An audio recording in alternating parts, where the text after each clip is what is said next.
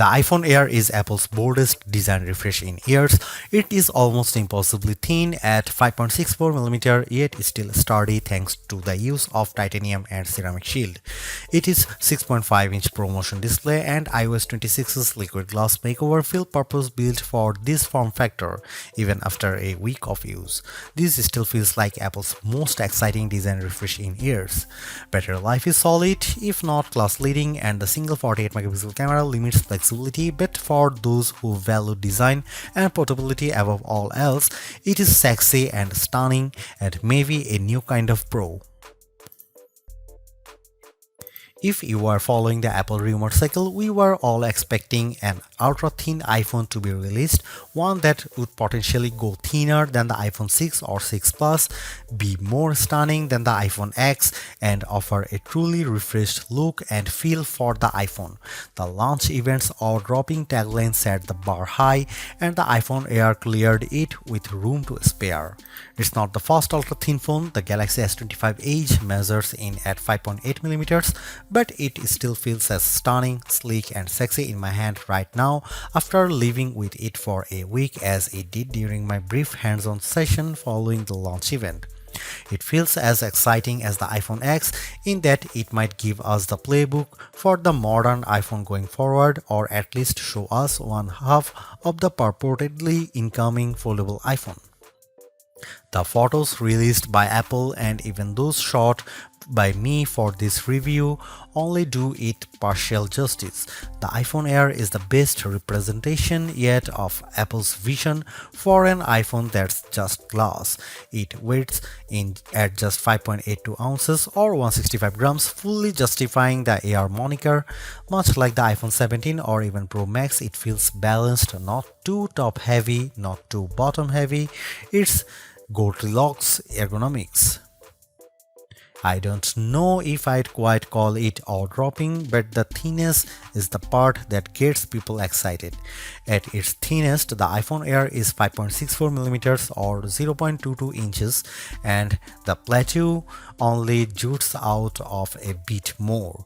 I was instantly wowed, and over the course of a week, I have really become accustomed to this look and feel for an iPhone. While conducting some testing over the week, I showed it to my brother and sister-in-law, who were both visibly impressed when holding it. They asked about durability and were a little stunned at the overall feel. Then came the questions about battery life and the camera, both of which I will address below, and whether the USB-C port was thinner. On that last point, it is still a regular USB-C port, but to fit it in this frame and get in this small, Apple's design team started by 3D printing a custom one. And given how thin this phone had to be, Apple went back to grade 5 titanium for the shell and sides of the device. To further enhance the looks, it has a polished finish.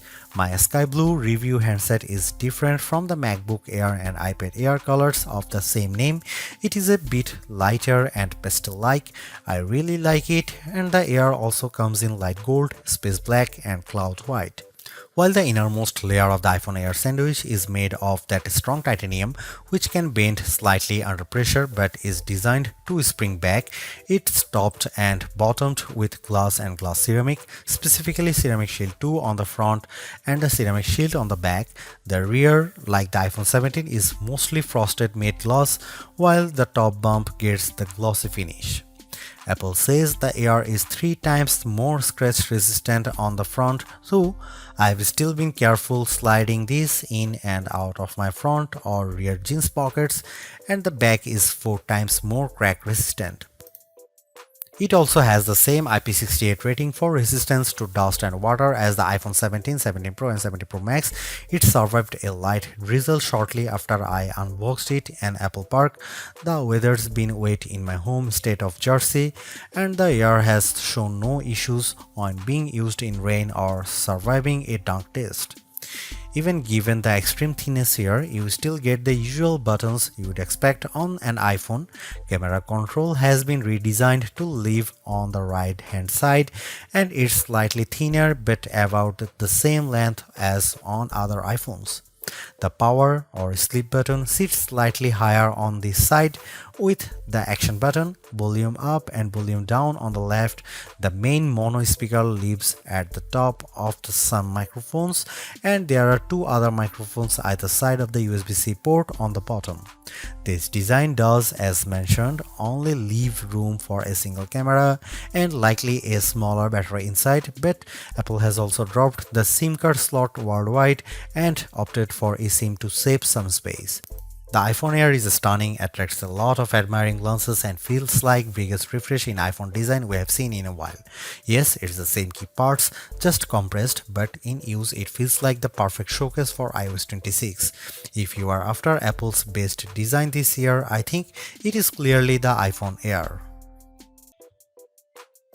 This is where the compromises necessitated by the iPhone Air's unfeasibly thin design begin. The iPhone Air only features a single 48 megapixel fusion camera on the back. It can shoot at 1x, a sensor crop in 2x, or a maximum digital 10x, but the quality falls off noticeably with the latter. I will cut to the chase here. If you are after the iPhone with the best cameras or even just some variety for shooting, this is probably not it. Here are some camera samples of the new iPhone Air.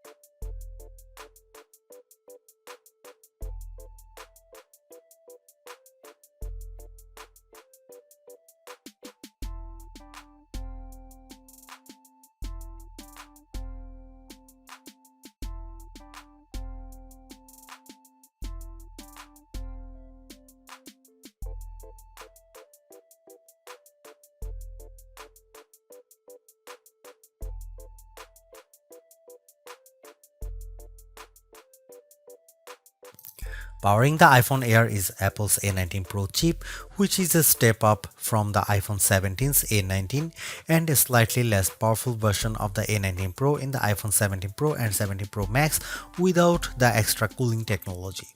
The A19 Pro here is a 6-core CPU with 2 performance and 4 efficiency cores, a 5-core GPU and a 16-core neural engine. It's goodly faster than the A18 Pro or A18 found in the iPhone 16 Pro Max or 16, especially with various elements of iOS 26 including specializing a wallpaper and in everyday use. Compared to the standard iPhone 17, I would say performance is about neck and neck. The A19 Pro is arguably being used here to help regulate performance temperature. I did notice the iPhone Air heating up during the first few days while it was still indexing and charging, especially from 0% to about 50% before cooling as it slowed near 80%. It also warms up when multitasking with demanding apps at times. For example, if I am on a call and launch a game like Asphalt 9, the area around the camera housing on the rear can get noticeably warm, though it cools quickly as performance regulates. The heat doesn't spread below the Apple logo, and a case like Apple's bumper or clear option helps keep it from your fingertips. Keep in mind that basically all the components do live in the plateau, including the silicon, so it makes sense that the area does heat up. When it comes to non-gaming tasks, though, the iPhone Air handles everything well and delivers strong performance while keeping cool. That was the case with my daily workflow consisting of calls, audio and FaceTime as well as mail, Gmail, Slack, Safari, Chrome, Edits, CapCut, the camera and the other apps. Even with creating a Genmoji or using Image Playground or another facet of Apple Intelligence, the iPhone Air didn't get especially warm. In terms of quantitative testing, the iPhone Air scored slightly higher than the iPhone 17 on Geekbench 6.5 at 3723 on single core and 9665 on multi-core.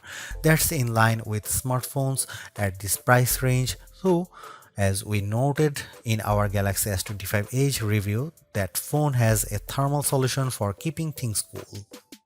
We can only guess at the iPhone Air's battery size for now as Apple doesn't officially release those numbers. It is clear though that the company has squeezed as large a cell as possible inside this ultra slim smartphone. Instead of capacity, Apple provides viewing estimates up to 27 hours of downloaded video playback and 22 hours of streaming. With the $99 MagSafe battery attached, those numbers rise to 40 and 35 hours respectively, about a 65% boost. In my experience, the iPhone Air generally lasts through a workday 6 to 8 hours depending on use. That's behind the iPhone 17, 17 Pro and 17 Pro Max, but it still meets Apple's all-day standard. On the test, I took it off the charger at 7:30 am and it lasted until 5:50 pm or 10 hours and 20 minutes. At best, I recorded 6 hours and 35 minutes of active screen time. On average, I got around 4 hours and 45 minutes. During my first few fast charges, the top of the camera plateau and the area beneath it did get warm, mostly between 0% and 50% before cooling down. This isn't unusual for fast charging and reflects the component layout.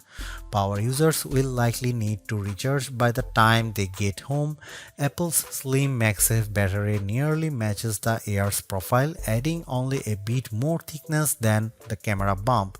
It recharges intelligently throughout the day, manages heat well, and uses pocket detection to optimize charging times. Optional, yes, but it complements the iPhone Air experience nicely. The iPhone Air delivers remarkable performance in a super thin and light design that's very durable. I especially like getting A19 Pro power in something this compact, but you have to make some trade-offs for the steep $999 price. You get only a single rear camera, which means no telephoto zoom, ultra-wide or macro shots, and while the Air's battery life is solid, it's a few hours behind the iPhone 17 Pro Max.